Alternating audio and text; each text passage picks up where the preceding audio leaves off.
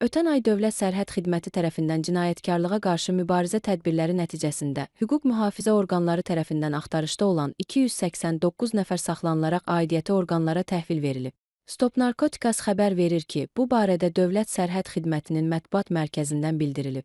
Məlumata görə, ölkədən çıxışı qadağan edilmiş 428 nəfərin ölkəni tərk etməsinin, girişi qadağan olan 35 nəfərin isə ölkəyə daxil olmasının qarşısı alınıb. Narkotik vasitələrin qeyri-qanuni dövriyyəsinə qarşı mübarizə tədbirləri nəticəsində 391 kiloqram 268 qram narkotik vasitə, 2018 ədəd narkotik tərkibli güclü təsir edici vasitə hesab edilən həb qanunsuz dövriyyədən çıxarılıb.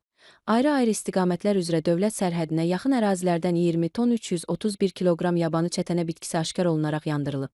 Qaçaqmalçılıq fəaliyyətinə qarşı mübarizə tədbirləri nəticəsində ümumi dəyəri 7 milyon 596 min 391 manata lan qaçaqmal, o cümlədən istifadəyə yararsız avtomat silahı, dərman vasitələri, spirtli içki və tütün məmulatları aşkar olunaraq götürülüb.